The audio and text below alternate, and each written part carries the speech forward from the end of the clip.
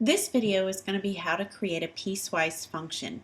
So we're given this piecewise function and we can tell it has three separate pieces. Notice that each of the three pieces are in a different color. So the first piece we're going to look at is we have a pink piece, and then we have a green piece, and we have a blue piece. And all three of these pieces create one function. So the way we have to define the function is based on its domain. So we're going to look at the domain and the actual equation for the line of each line. So we're going to start by looking at the pink line. So notice that we have an arrow here. So if I draw this straight up to that line, to the x-axis, I could draw an arrow here. And notice that it would go all the way to here, and I would have a dot. And of course, we should all know that this is the x-axis. So if my domain is like this on the x-axis, this is just like the number line that we've been practicing. So we can say that the domain is x is less than or equal to 2. X is less than or equal to 2. So let's talk about the domain of the next one. Well, I already have a dot for the pink one, so I can't have a dot for the green line. So I'm going to have an open circle, and it's going to continue along, and it's going to stop here. So those values go from 2 is less than x is less than or equal to 3, 4, 5, 6. And then our last piece we're going to look at is if I brought this blue line straight down. I already have a dot here, so I can't have a dot again. So I have an open circle. And notice that this line is going to continue on to infinity. So since it does, it would be x is greater than 6. Well, now we've described the domain for each of those pieces, which is the first half of what we need to do to describe a piecewise function. The second half is we need to find the actual equation of the line. So we need to find the slope and the y-intercept. So this one's actually relatively easy. We can see that the slope is going up 1 over 1, up 1 over 1, up 1 over 1. So my equation, I wrote it in the wrong spot. Let's put this guy down here. Make a quick adjustment. 2 is less than x is less than or equal to 6. Let's erase this guy. All better. All right, so we just said that we have y equals 1x, or just x if you'd like to, and it goes through the y-axis at 0 and the x-axis at 0.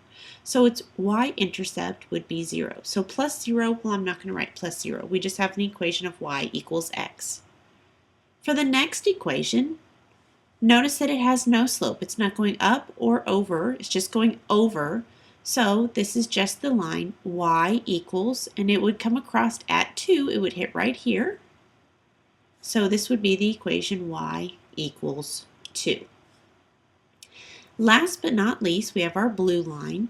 And notice that the blue line is going down 1 over 2, down 1 over 2, down 1 over 2.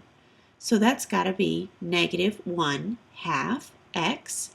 And now I've got to determine where it's going to hit the y-axis. So if I went over 2 and up 1, it would be here. Over 2 and up 1 would be here. Over 2 and up 1. That line would have hit here if it had continued, but it doesn't. So let's see, it would have been at 1, 2, 3, 4, 5. So plus 5. So now we have all the pieces of our problem that we need. Now we simply need to combine it.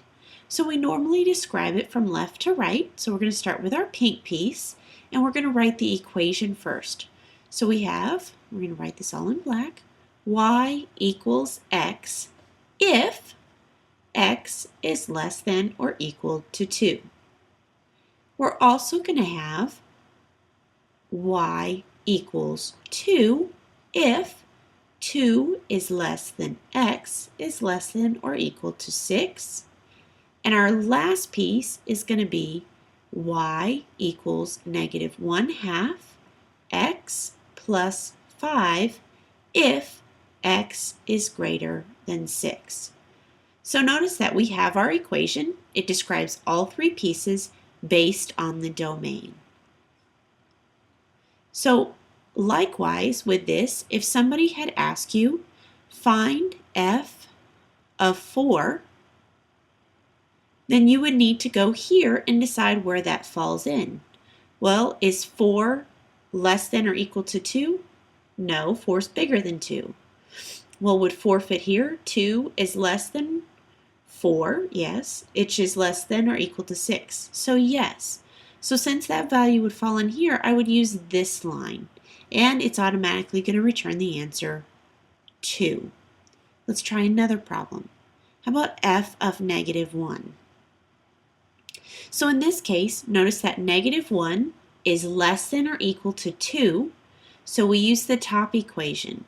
So now we have y equals x, and x in this case is -1.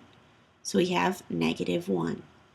And let's try just one more. If we had f of 10, 10 would be greater than 6. So we would plug that in and we'd have -1/2 times 10 plus 5. So that's going to give me -10/2, which is -5, plus 5, which happens to be 0. And we can verify that as 1, 2, 3, 4, 5, 6, 7, 8, 9, 10. And yes, it is. So that should explain how to do piecewise functions.